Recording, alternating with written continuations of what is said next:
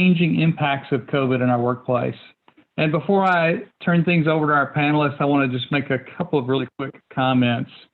First of all, you're welcome to submit questions through chat, and as there are opportunities during the conversation, I'll try to jump in and interject those for our panelists. And if we don't get those during the course of the conversation, we're going to try to save a couple of minutes at the end of the time to go through some Q&A as well. And just a reminder about Texas SHRM. If you're not a member of a Texas SHRM local chapter, we'd invite you to explore that opportunity.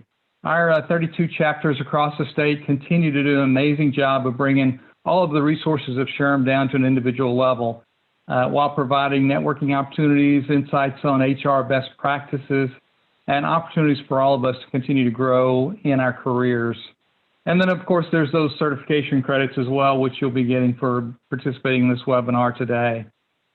I also want to remind you that our next webinar is actually right around the corner on April 7th. We'll have Tommy Simmons, the legal counsel for Texas Workforce Commission, join us. Tommy's going to cover a variety of legislative issues that are currently going on in Texas in the current session, and also discuss some of the federal issues that may be impacting us as we move forward as well. I think any of us in HR today know that there's a huge number of legislative changes coming at the state and national level. So, and Tommy's a great, he's a great knowledge base and just a great presenter. So we anticipate that that webinar, just like this one did, will fill up. So I would encourage you, if you have some interest there, please take some time and register soon for that webinar. And then finally, I want to thank our sponsor. Today's sponsor is the Texas Economic Development Council. TEDC is an Austin-based statewide nonprofit association, and they're dedicated to the development of economic and employment opportunities in Texas. They provide information, education, and legislative services to more than 850 members, and that represents more than 500 public and private economic development organizations across more than 350 cities. Their objective is simply to support the economic growth of Texas and develop strategies that promote a positive business climate in our state. We're proud to collaborate with TEDC, along with the Texas Association of Business Foundation, US Tomorrow, the North Texas Commission, the Alliance for Security and Strengthening the Economy in Texas, the Texas Association of African American Chambers of Commerce, the Texas Chamber of Commerce Executives, the Better Business Bureaus of Texas, and other organizations on the Texas Future of Work Task Force. And if you'd like some information on the Texas Future of Work Task Force, I'd invite you to contact Grover Bynum. I will list his contact information in chat in a couple of moments, but he would be happy to answer any questions you might have about the work of the Texas Economic Development Council. The sponsorship money that was donated for this webinar ties to TEDC's EDA grant funding, which aligns with the Future of Work Task Force initiatives. And we just appreciate their support and their work as they work to continue to revitalize Texas businesses by the Future of Work initiative. Okay, let's get to the important subject at hand, and I'm going to turn it over to our panelists. Let me really quickly introduce each of them before we get started, and they can talk further about themselves as the webinar unfolds. But Dustin Paschal is a partner with Simon Paschal. It's an employment law firm here in Dallas. Dustin's a past president of Dallas HR. He's a great friend to Texas SHRM, and he currently serves as a district director for Texas SHRM. And then we have Kristen Bauer. She's another longtime friend and advocate for Texas SHRM. She serves with our legislative team, and she's a principal in the Dallas office of Jackson Lewis, and she represents management exclusively in workplace law and related litigation. And we also hopefully will have in a couple of minutes Patsy Lopez. Patsy is the Division Chief Counsel in the office of the El Paso County Attorney's Office. Patsy has been tied up at the last minute unexpectedly, but we hope that she'll be joining us here momentarily. Dustin's going to serve a dual role. He's going to serve to both moderate the discussion and ask the questions and contribute his expertise as well. And so, Dustin, I'm going to turn it over to you and let you run with it. Thank you again to our panelists for joining today. Awesome. Thank you, Jimmy, and thank you, Texas SHRM, for having us. And thank you all for being here. It's Still weird to me to do Zoom presentations because I'm used to looking at a crowd and seeing the feedback, and I don't really get that in a Zoom presentation. And especially with this, Kristen is far brighter than I am, and so you're going to get your real knowledge from her, and I'm just here for the comic relief. And without seeing your faces, I can't see if my jokes land. So I'm just going to assume that they all do, and that you're all rolling in stitches every time I say something.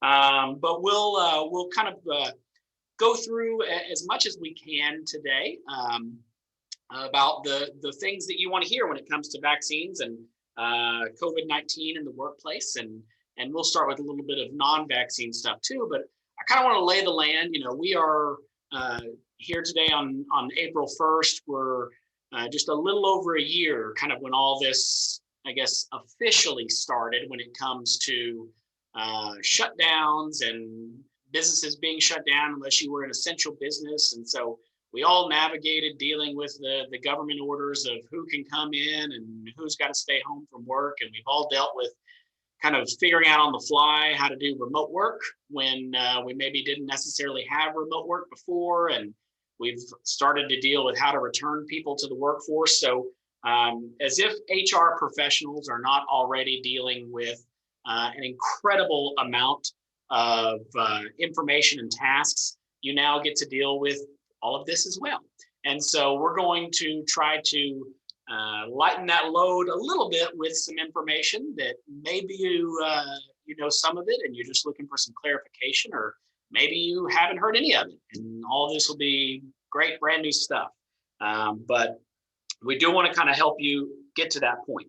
So we're going to just jump right on in, and I'm going to turn to Kristen first. And with the governor of Texas, with Governor Abbott's recent lifting of the mask mandate statewide, I know that there's been several employers that I've spoken to that kind of think it's back to business as normal pre-COVID.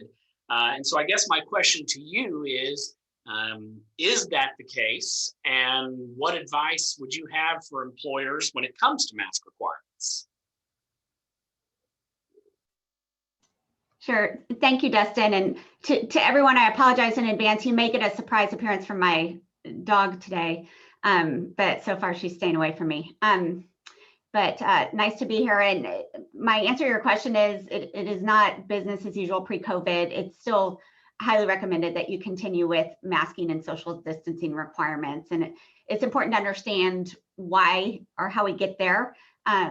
When Governor Abbott issued the order, he said employers and businesses can of course, continue to mask. It's your choice. When you look at the Texas Department of Health and Human Services website and their updated guidance for employers and event planners, you can see that they strongly encourage the use of masks when social distancing isn't permitted. And you also have to remember as well that employers are still subject to OSHA's general duty clause, and OSHA is still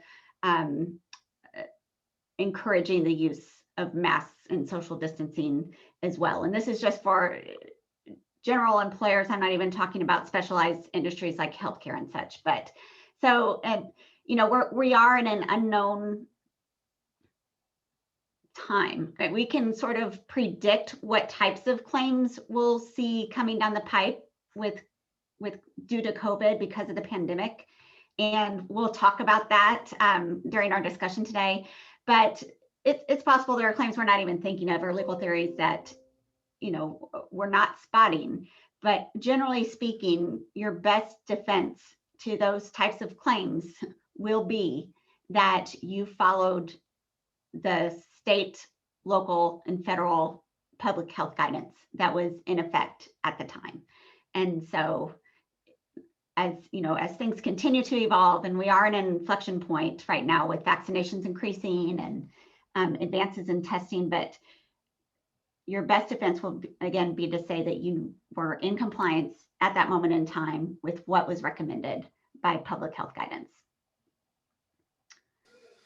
And so just I guess a quick follow-up, or maybe we want to drill in a little bit, but when we talk about employers, at least I'm sure you experience this. I get the same question: is, well, am I going to face any liability if I don't? Since the governor said that, you mentioned the general duty clause for OSHA. So maybe we talk about there just a little bit of liability that employers might face. Sure.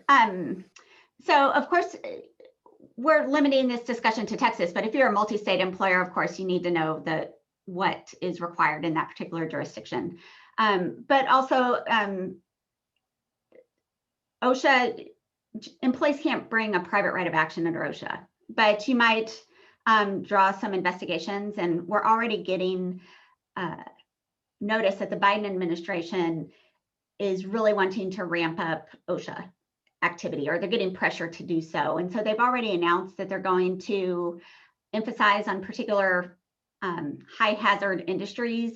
So generally speaking, that could be the industries that you think of as we reflect over the last year, the businesses that have been in headlines. So healthcare, skilled nursing facilities, meat packing and poultry processing, public facing businesses like restaurants and so on.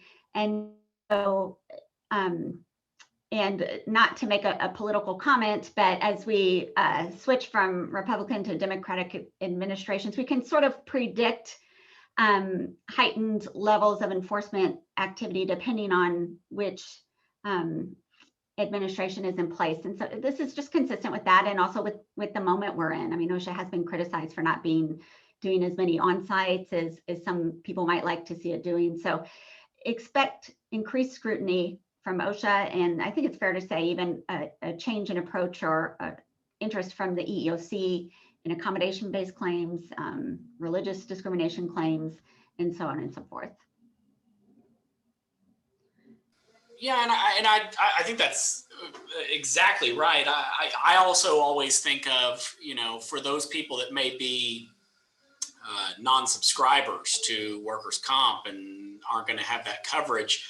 There's also always the fear of an employee, just filing a regular negligence suit for failure to provide a safe workplace. And I think to your point, a lot of the same things would go into that review of whether the employer provided a safe workplace. The same types of things that OSHA looks at. Do you have social distancing requirements? Do you have mask requirements and those kinds of things? So I think there's also that concern, when you don't have, when you're not a workers' comp subscriber and can't just kind of fall back on, well, that's potentially a covered injury. Not to get into whether or not workers' comp's actually going to cover it, but for those non-subscribers, that's certainly a concern. Yeah, and that's even a gross negligence claim could, get you past the comp bar. So again, it's just part of the overall idea of showing that you acted responsibly through all of this. And also keep in mind, even in Texas, in Austin, the city has kept a mask mandate in place, and it's in litigation right now, and the city won at the first stage of this litigation. So it's possible that things could swing the other way. But so in Austin, there still is a mask mandate. So sure.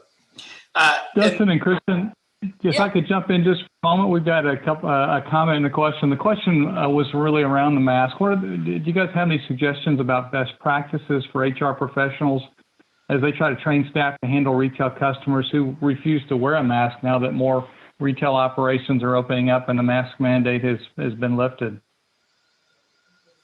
Kristen, you want to take a first stab, or you want me to? I really don't. I think that's a little. That's a great question. We have now stumped the attorneys. No, I'm happy to take it. Yeah, I mean, that weaves a little bit into what I was going to say before we move into the vaccines, and just talking. My point was going to be more dealing with your employees, not necessarily customers, but I'll weave that in a little bit as best I can. It's a bit beyond maybe my expertise, but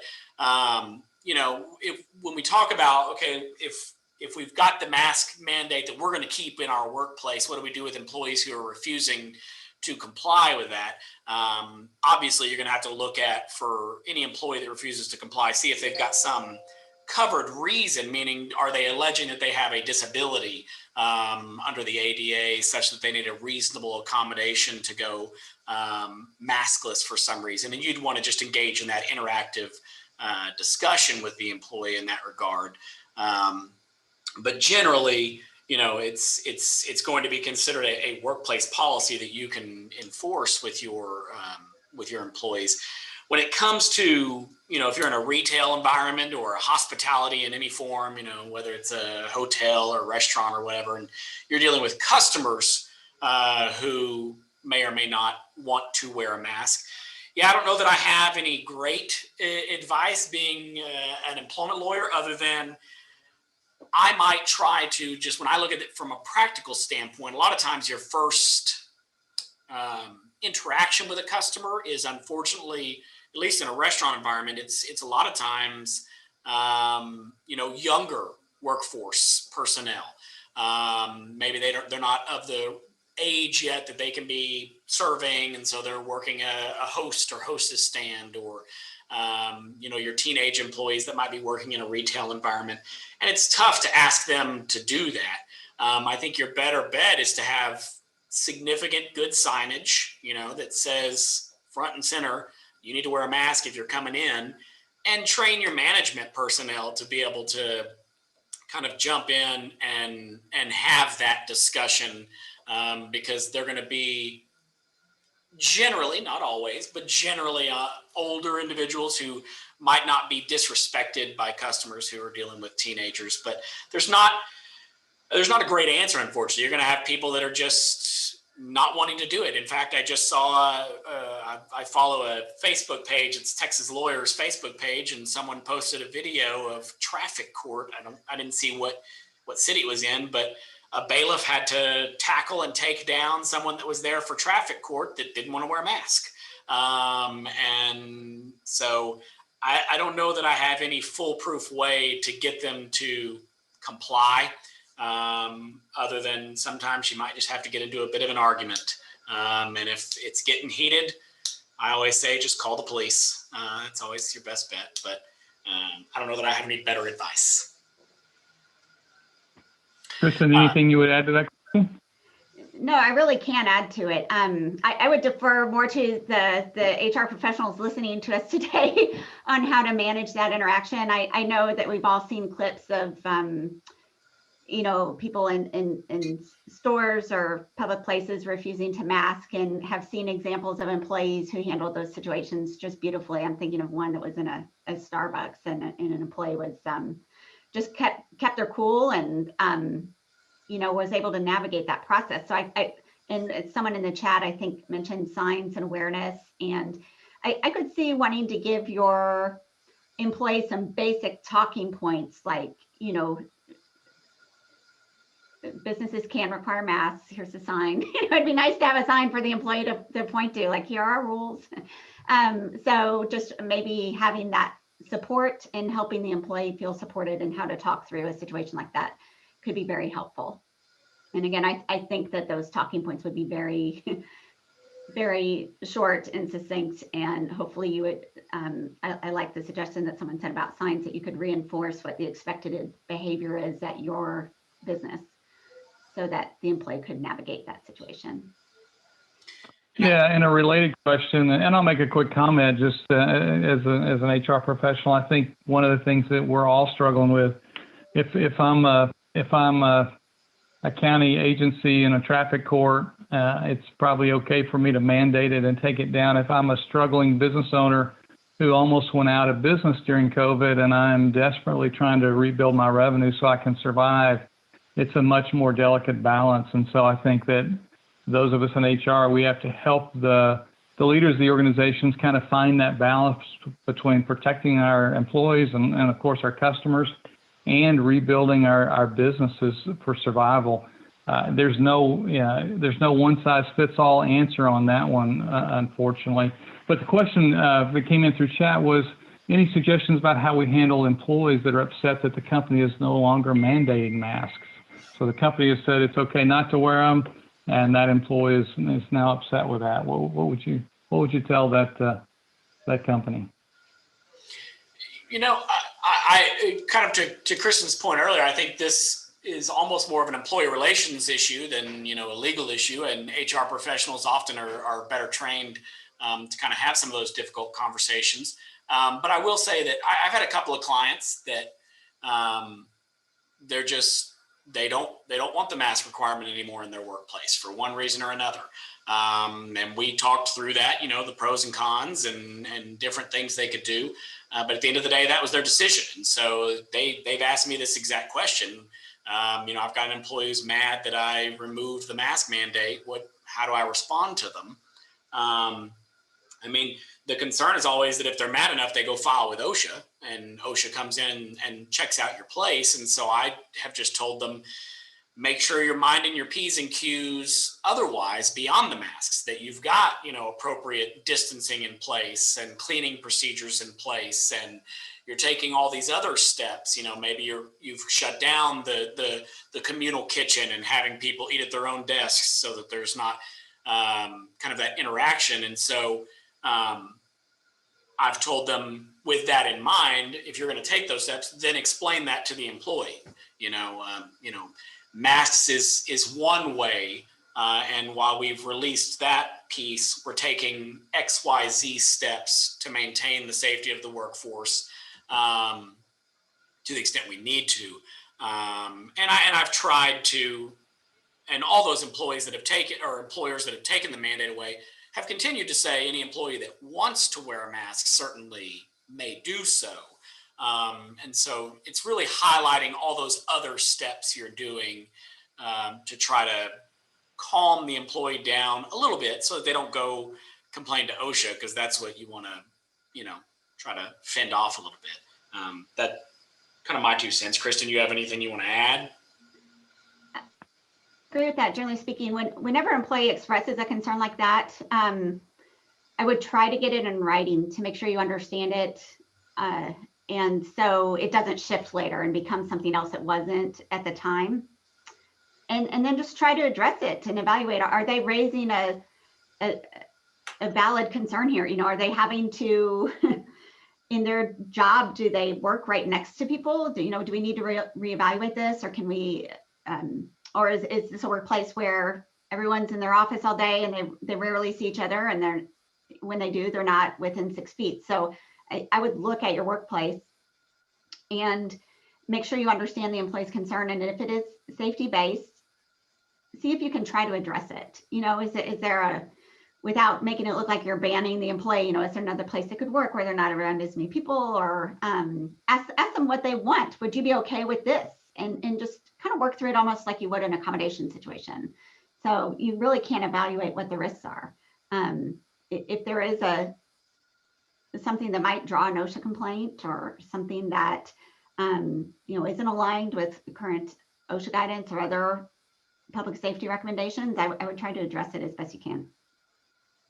Yeah, the only other thing, I think that's fantastic, what I would kind of add on to that and really highlight something Kristen said there is, you know, have that conversation with them, because I've always been of the opinion that you know, uncertainty or lack of information breeds fear, and fear is when problems start happening. And so some employees are very fearful without a mask requirement in place. And so, yeah, to Kristen's point, have that conversation with them and find out, you know, almost like an accommodation discussion. What can we do? How can we help? You know, in that regard. Okay. Well, I want to move real quick because I want to be mindful of time, you know, and make sure that we're able to hit everything. If we don't get every question as we're going along, if we've got some time at the end, we'll try to come back to them. But I do want to turn to the topic of vaccinations, the vaccines in the workplace, particularly since that's kind of the thing that's hot and heavy right now.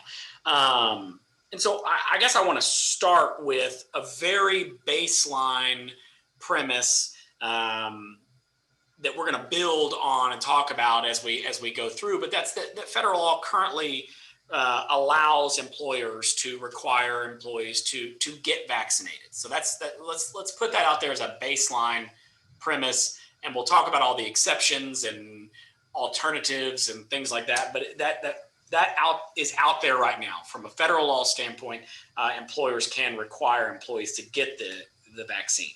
But I want to talk about, I'm real big on statistics, and I love to build on policies and things like that on statistics and how we do things. And I went and pulled some statistics from SHRM regarding kind of what's happening out there. And they did a study and found that 60% of the US workforce said they will probably or definitely get the vaccine. But what I found interesting is 28% of the people that they surveyed in this study said they were willing to lose their jobs if their employer required the vaccine. So to me, that's a fascinating point. Is more than a quarter of the people in the study said, if you require it, I'll just quit, or I'll get fired if you're going to fire me. So I think that's something that employers are going to have to keep in mind as they go through what that means for how you determine to proceed. And we'll talk about that as we go through. But at the same time, if you see what the CDC is doing and what they're saying, they're really counting on employers to help kind of convince people to get the vaccine. The CDC wants as many people to get the vaccine as possible. And, you know, they're going to do their PSAs, and they're going to have movie stars and famous people push for it, but they're counting on employers to help push that. And so what does that mean in that regard?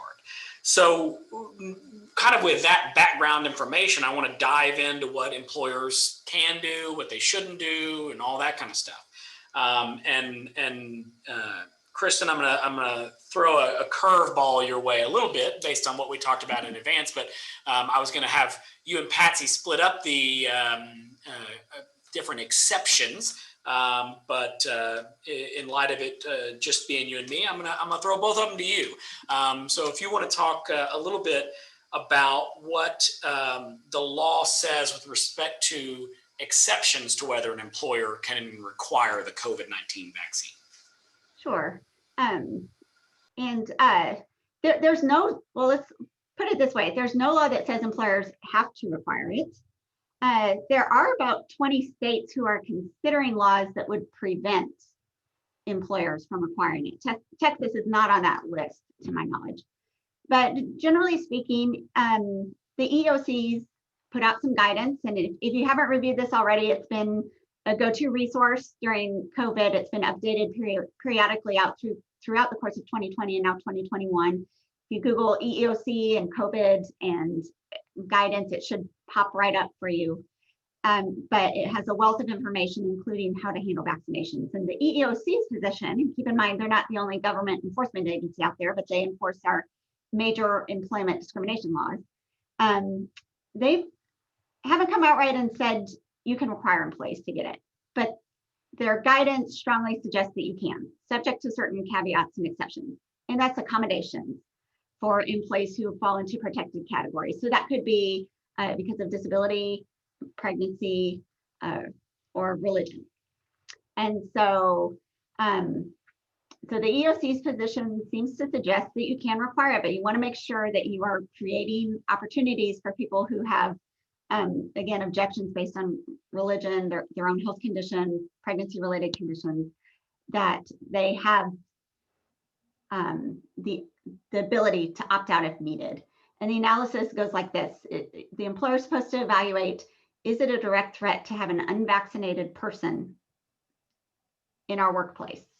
And if they can't take the vaccine because of these reasons, disability, accommodation, religion, pregnancy, then you need to explore accommodations and also determine whether or not it would be a direct threat to have them in the workplace.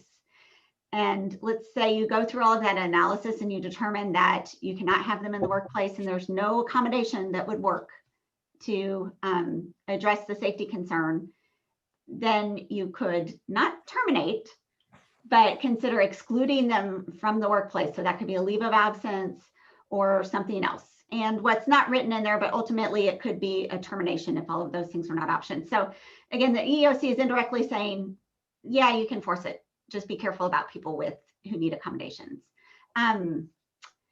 So as you evaluate accommodations and whether or not you can have someone in the workplace who's unvaccinated and whether or not that would be a threat to the health and safety of others that cannot be eliminated through accommodations, you need to be looking at things like, how many people are vaccinated in our workplace? Is it, a large amount of people or just a small amount of people? What type of contact do we have in our workplace on a day-to-day basis? Is it, can they go into their office and just not see anyone all day? Or are they interacting with the public and other employees in a very close proximity? Are the employees working with people in vulnerable populations, or at least interacting with the public enough that you don't know the vaccination status of other people that they're dealing with? So things like that should factor into whether or not you think it would be a direct threat to keep this person in the workplace in an unvaccinated state. And I see Patsy just joined us.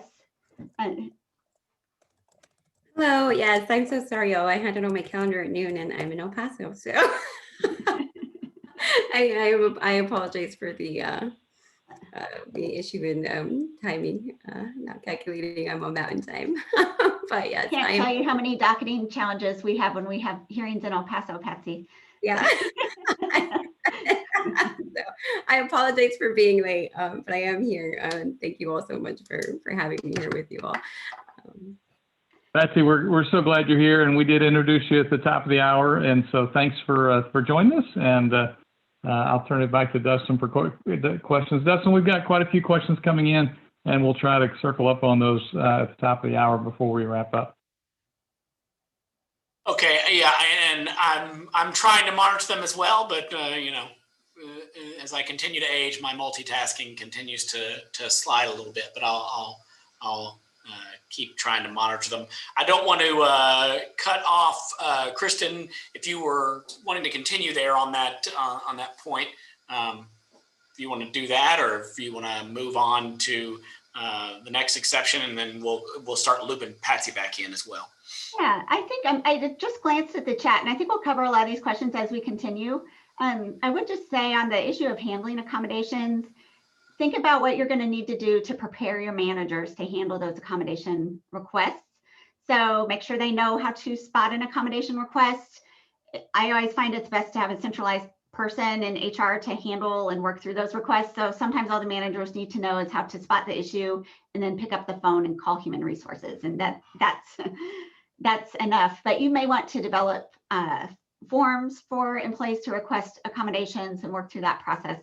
You may want to let them know in advance who they should contact with accommodation requests, but just be prepared to handle that interactive process. And with all ADA accommodation type risks, your safety net as an employer and the way to manage those risks is, again, to go through that interactive process before you make decisions and show that you did so in good faith. So particularly with religious accommodations, I find that occasionally there will be a certain amount of skepticism about how sincerely held the employee's religious belief is. And again, going back to getting it in writing, I always ask to have or recommend that you get the employee's accommodation request in writing and let them explain why they feel like they can't meet the requirement, and not question, take it in good faith. Now you might want to ask some questions designed to get more information about the religious belief so that you can understand the accommodation better. But you're not going to win on questioning the sincerity of someone's sincerely held religious belief or whether or not it's sincere. Where you will manage your risk as an employer is going through the interactive process and trying to find solutions in good faith. I think that's a good point. I'm glad you said that last point at the end, because I was trying to have that conversation with my clients as well. Is let's not get into the business of determining if our employees have a sincerely held religious belief. Let's just go through the interactive process, see if we can figure something out. Then if we take the idea, then kind of getting down to brass tacks, if federal law permits us to mandate employees get the vaccine, and nothing under Texas law holds differently currently, would you both agree then, although maybe not ideal, and there are other routes or avenues to take, but at least permissible. If an employee does not have an accommodation available to them under the ADA or a sincerely held religious belief, if the employer is mandating vaccines, then would you both agree at that point, if an employee refuses to get the vaccine, that employee could be terminated under the law?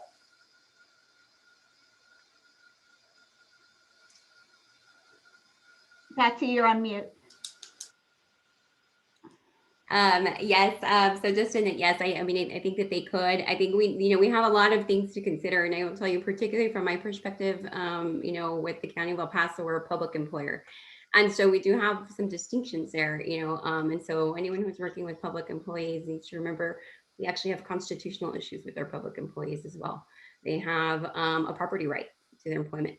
And so we need to be very careful. I mean, so we always evaluate under, all the context of the law very specifically. I think, generally, we're thinking yes, because we understand that an employer can technically mandate, but there are extended considerations. And I think in each circumstance, we definitely want to evaluate them, although there's, kind of a general yes, just like we can generally yes mandate with exceptions. We always want to look at everything, on a case-by-case basis. No, I think that's a good point. The public, public and employee standpoint, which we certainly have not spoken to at length. So that's a good point. And we'll talk about, as we get a little bit deeper, we'll talk about whether it's the right thing to do and alternatives and stuff that, as we get through here. I know one question, and I've got it in my notes to pose it to you, Patsy, but the idea of, let's say, kind of following up on that is we do have to terminate someone who was not eligible for any kind of accommodation under the ADA or religious beliefs, and they refuse to get the vaccination, and so we do have to terminate them. I think the question that some employers are asking is kind of on behalf of themselves and on behalf of employees is that employee going to be eligible for unemployment compensation? Any insight there? I think that the likelihood is that they will be. I think there's going to be very few circumstances where they're not, kind of as it is, the standpoint, that we're at, with unemployment is, I don't know about, you all, but, and definitely in our experience, is that, even in situations where we have misconduct, we have a difficult time. We have a difficult time with the TWC. If there's, any evidence that potentially contravenes that's coming from, from an employee. And we have to remember kind of what the general rule is, right? And so it's usually going to be, misconduct. And if an employee is fired for failure to perform, which, maybe in this instance, I think, we could potentially fall under that criteria. It's a failure to perform the work adequately if they're capable to do so. And I think an employee would definitely be able to come in and create some argument about why they were not capable of doing so, due to the fact that, the employer did not allow them, to perform the job functions. And, in addition to, also, constructive, if not just outright termination, definitely constructive. And then also, I think we want to keep in mind that, we also have, guidance from the TWC that talks about, just generally, businesses reopening, and, where they still, have this general guidance that says, individuals who are afraid to come back to work because they're at risk. And so certainly, being 65 and over, those folks might still be eligible. And so they may not necessarily have an ADA accommodation, but those folks would still be eligible. In addition, they also list criteria such as, having family members who are at risk, and them not wanting to potentially expose their family members, and those individuals may still qualify for unemployment benefits. So I think the likelihood here, and still kind of at this rate, is that folks are likely going to be granted those unemployment benefits. Yeah, I tend to agree with that. Okay, so we've got a question in the chat that we were actually going to hit on as it's on next on my list. So I'm going to go ahead and go to it. And I'm going to turn to you, Kristen, on this one. But if we're talking about the fact that we kind of know, as we've talked about, that employers can require the vaccination if they want to, absent some exceptions. The assumption then is that employers could require proof of the vaccination. So if you want to talk a little bit about what can employers do when it comes to asking whether or not employees are vaccinated and kind of concerns in that regard. Sure. And Dustin, this is an area where that EEOC guidance that we talked about earlier is really helpful because it spells out all of these considerations from an EEOC perspective that go into managing the vaccination process, if you will. But as you know, the EEOC and the ADA prohibit medical-related inquiries, but the EEOC thankfully has spoken clearly on this. Just asking whether or not someone has the vaccine is not a medical-related inquiry. So you're covered there. Where it gets trickier is when you're asking for proof of vaccination, you want to make clear that you're not asking employees to provide genetic information or any medical information. You're just wanting to know whether or not they got the vaccine. And if you do decide to require some sort of proof of vaccination, again, you want to make clear to employees that you're not asking them to provide genetic information or any sort of medical related information as part of that inquiry. Now, some employers, we'll talk about incentives a little more and how to encourage employees to get vaccinations, but some employers may be contracting with entities to come and administer the vaccine to their employees. And so it's in the pre-screening questions when you contract with someone as an employer that you also need to be careful about medical related inquiries. So you can contract with a third party to do this only if those pre-screening questions do not include questions about genetic information, or if you can show that the employee getting that vaccine is job related and consistent with business necessity, or receipt of the vaccination is voluntary. So again, it's not so much asking whether or not someone is vaccinated, but it's pre-screening questions or the type of proof you might require that can start to get a little murky and where you want to be careful. And we had a kind of a question that's somewhat related. Someone said, can we just require the employee to submit their vaccination card if we want proof of vaccination? What would you say to that, Kristen?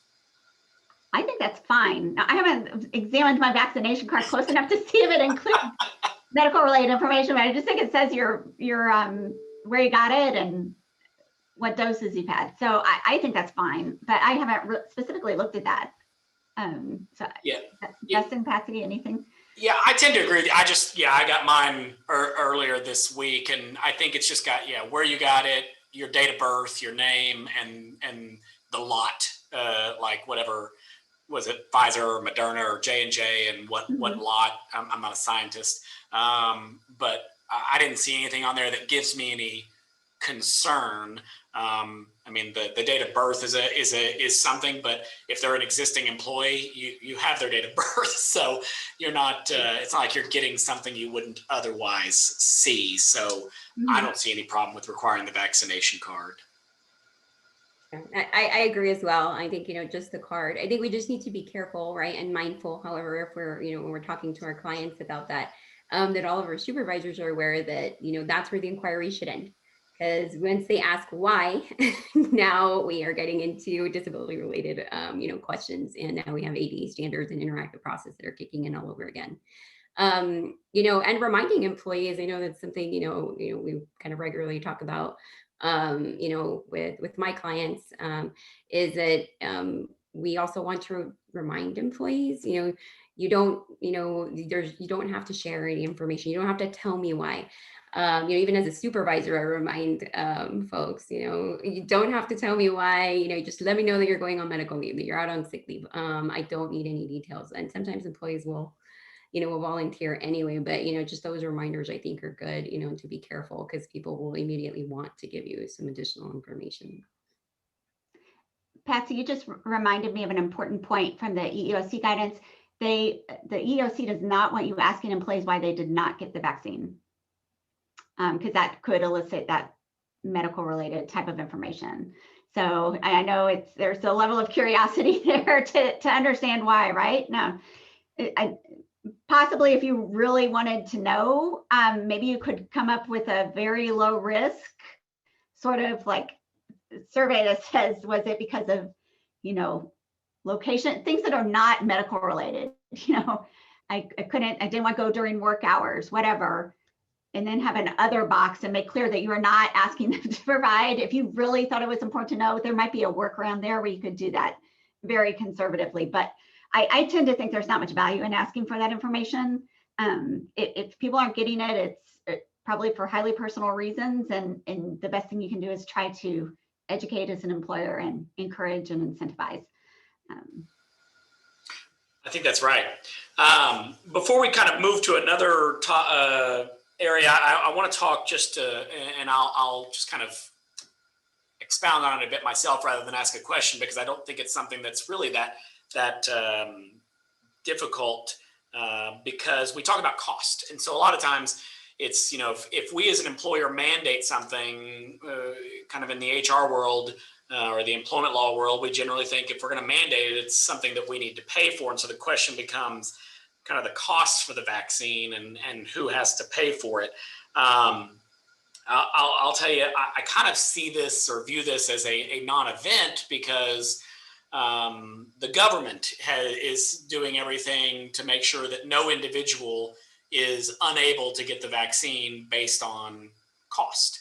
And so, I know, like myself, I just went and drove through. No one ever asked me for any payment. They just gave me the shot, and away we went.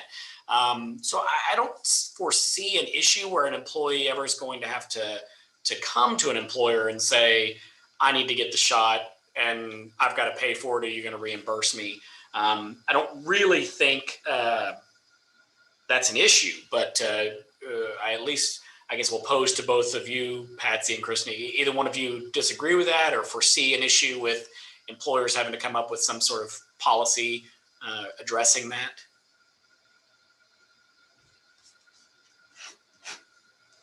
I don't have anything to add, Dustin. I agree Okay. Yeah. on that. Mm-hmm. And I don't think I agree with you in regard to the cost of the vaccine, Dustin, right? I don't think anyone is really going to be paying out of pocket for that. However, I do think a related matter is also, if it is mandated, are we paying for the employee's time?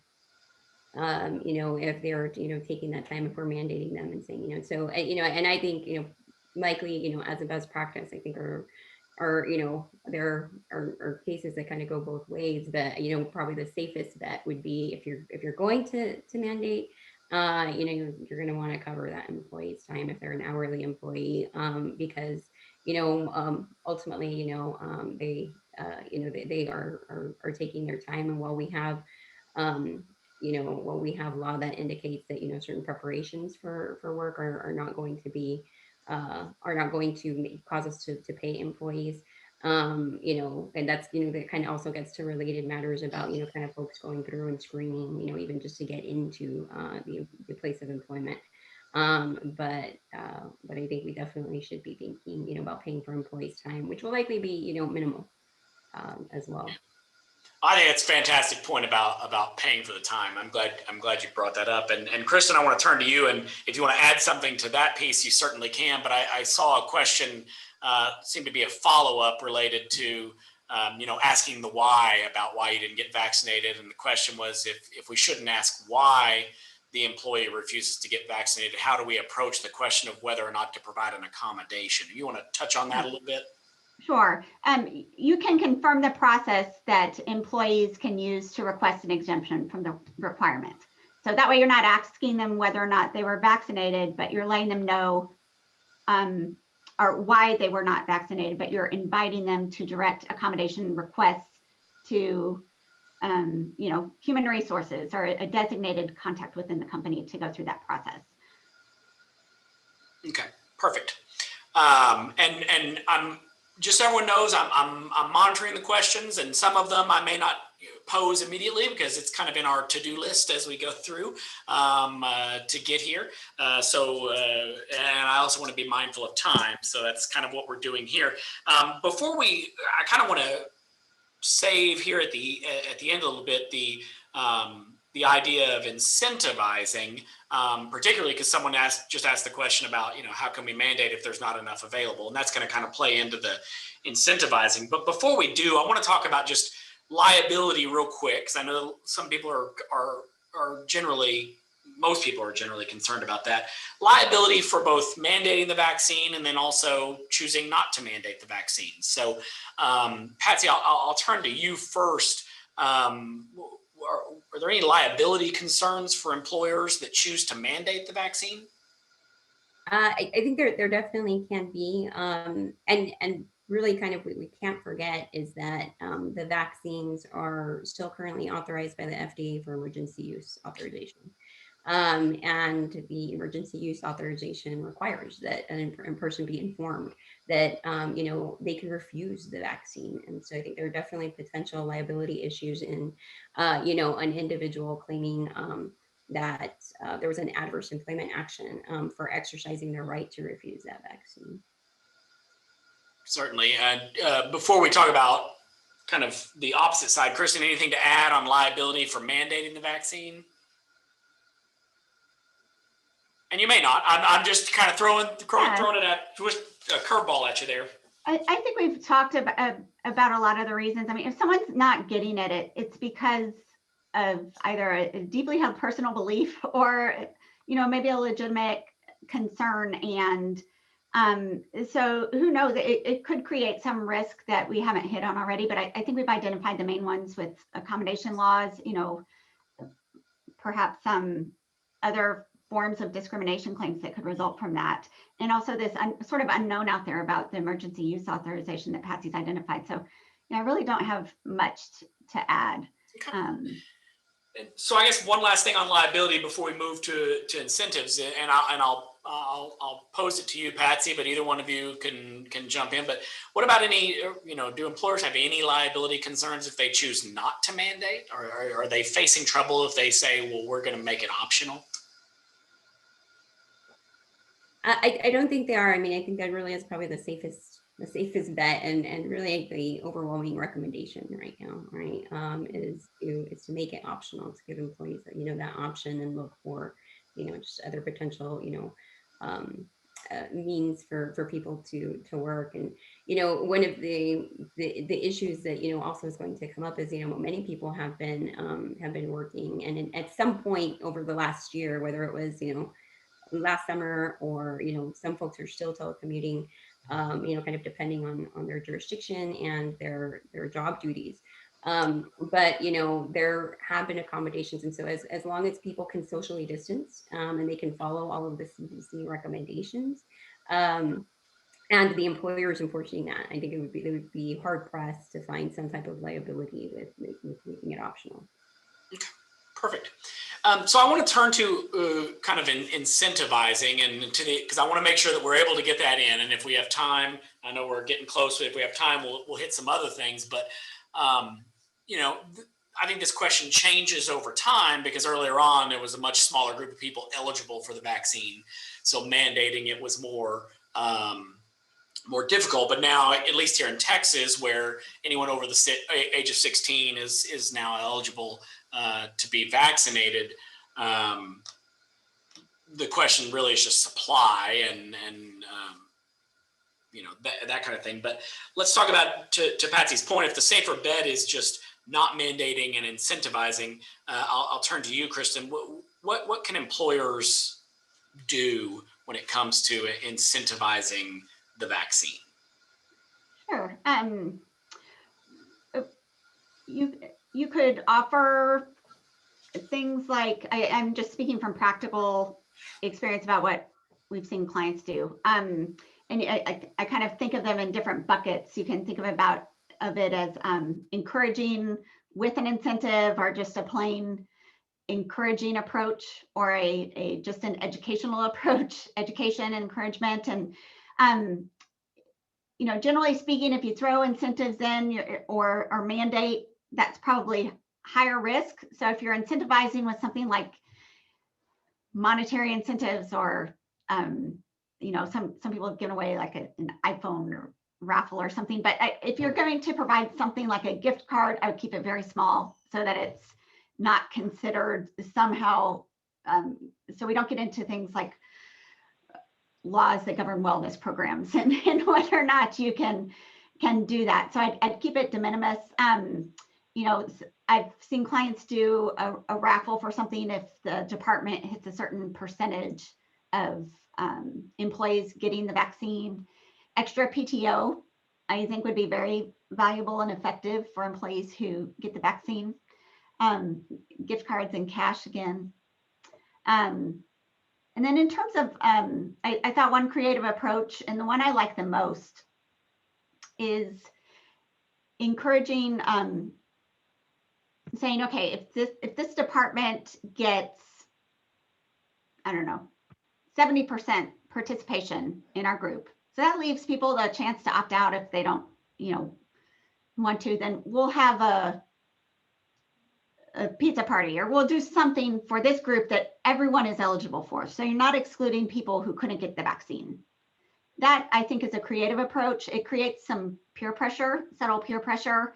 You know, as I've talked to clients, even some in the healthcare industry, I get this sense that within each location or within different places of employment, there can become cultures that are catching about the vaccine. So some locations might be great and everyone's gotten it. Some might have a lower participation rate. And a lot of what's happening there is it might be just the employee population that you have and how they talk about the vaccine and their beliefs and how that's influencing others. So if you can educate and incentivize, and I like this creative use of subtle peer pressure, you know, if we get a good amount of participation here, then you know, we can do something for the entire group. I think those are pretty safe ways to try to provide that type of incentive and culture where it's really encouraged. Some clients have, you know, highlighted certain employees who are influential in the organization and have them do a little post about why they got the vaccine or something like that. So again, just subtle encouragement and trying to get past with education and encouragement, peer pressure, I think can help. And we Hey, have, Justin, go ahead. can I make a Yeah. Can I make a quick comment? I've tried to take some notes as I heard you guys kind of qualifying best practices, and let's all recognize that vaccines are now 4 months old in the workplace for COVID. So this is a rapidly evolving and changing issue, which is why we're all on this call to listen and learn. But as I've heard you guys make comments, it seems like as a general rule for most employers, what you're saying is best practices to go slowly on this issue of mandating vaccines and really explore the risk associated and the consequences with your particular workforce, and get some pretty wise counsel on that, because there's a lot we just don't know. Much better to make it voluntary if possible and maybe incentivize. Could we terminate employees for not being vaccinated if that was going to be our requirement and they didn't have a reasonable request for their accommodation? Probably so, but we certainly, I think, want to be cautious with that. Is that kind of a good general summary of what you guys have said on this issue?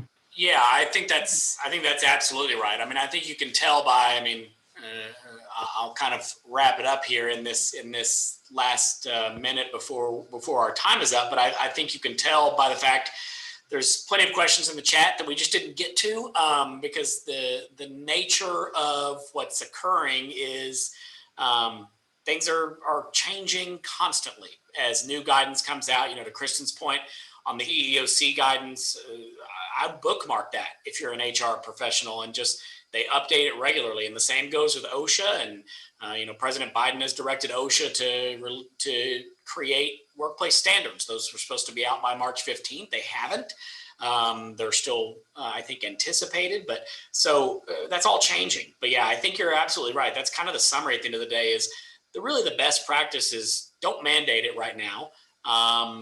Make it voluntary. Do things to incentivize employees to get the vaccine, but also, as with anything in the HR world, maintain those open lines of communication. And you just want to communicate with your employees and talk to them, because there may be some that want to have a discussion with you about, what the workplace is doing or what they're considering. So I say keep that communication open. It's ever changing, and Kristen and Patsy and I can give you our knowledge of what the situation is right now and our legal interpretation of that right now, and then our best guess of what might be coming down the road. But we certainly are not crystal ball readers, so we can't tell you 100%. But yeah, I think that's the best summary of it. And I know we're at 1 o'clock. We didn't get to every question. I'm so sorry.